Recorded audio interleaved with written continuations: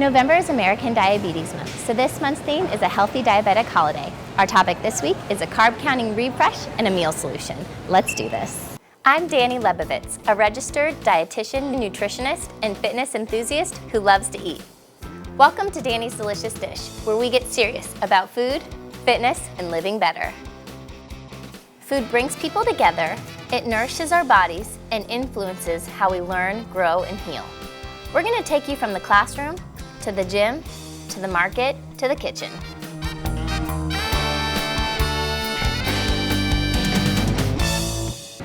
Keep your blood sugar in a healthy range and feel your best with carbohydrate counting.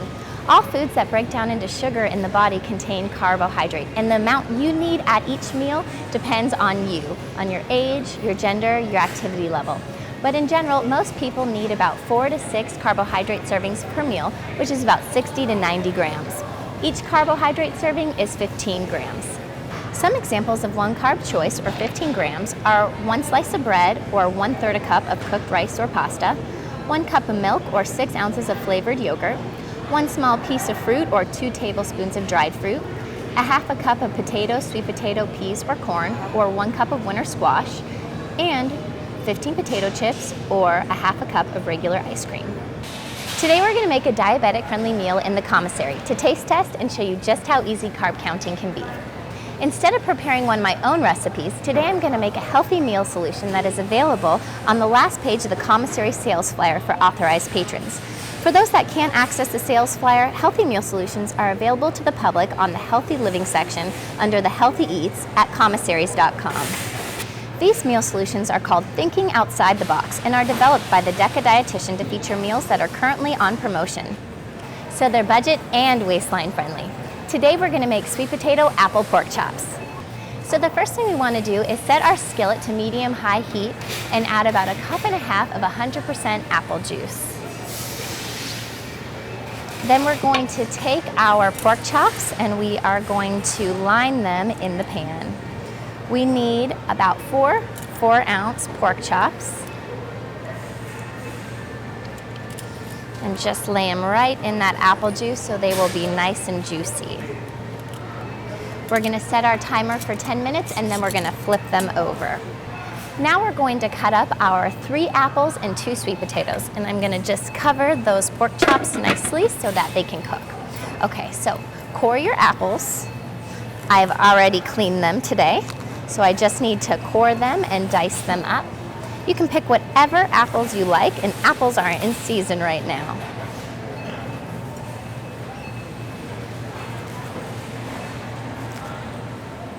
Depending on what kind of rice you're using, you might want to start preparing that rice right after you put your pork chops in.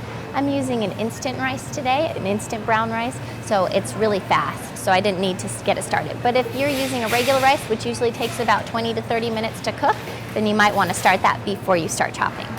Now I'm ready to start cutting up my sweet potato.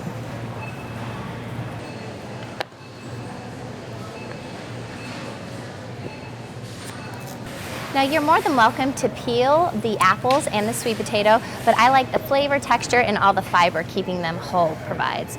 So next you are just going to cover them with some cinnamon, add about 1/4 cup of water, give it a little bit of a mix, and then we are just going to pop it into the microwave for about 5 minutes to have it start cooking.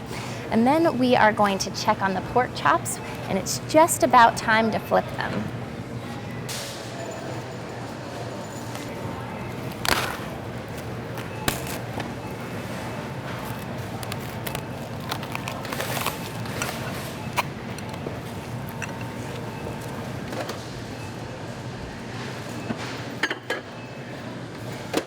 Let's flip those chops. Make sure they get cooked evenly on both sides all the way through, and they just need another 12 minutes to be done. Those look really good. All right, once your microwave beeps and tells you that those apples and sweet potatoes have cooked for 5 minutes, take them out of there, give them a nice stir so that you can cover them in all those delicious juices. And then you are just gonna cover it again and put it back in the microwave to finish cooking for another 5 minutes until they're soft and tender.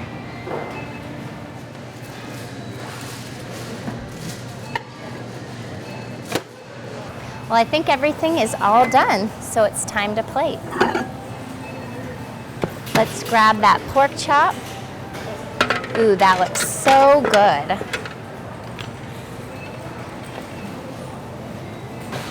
Put that right on our 1/3 cup of rice, which is 15 grams. Get our apples and sweet potatoes. Smells so, so good. Give it a quick stir, just make sure all those juices are covering the sweet potatoes and apples.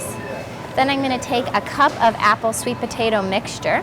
So that is gonna add another 2 servings of carbohydrates, which is 30 grams.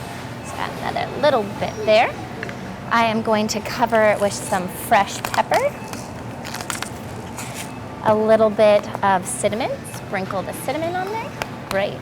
And then just to make it a little bit fresh, add a little bit of orange zest right over the top. It just brings out all those fall flavors and tastes so good. Let's try this. Let's see here. Get a little bite on the side over here. Make sure I get a piece of apple and sweet potato. I need the full bite. So good. While this meal is not diabetic specific, it helps to carbohydrate count. And we know we had a 1/3 cup of rice, which is 1 carb serving. We had about a cup of apple and sweet potato mixture, which is 2 carb servings. So this whole meal right here with our non-starchy veggie and pork chop is only 3 carb servings, 45 grams. So there's still room for dessert. The tips we've given you today are generalized. So for specific regulations for you, make sure you go visit your local healthcare provider. I'm Dani the dietitian. Till next time, live deliciously.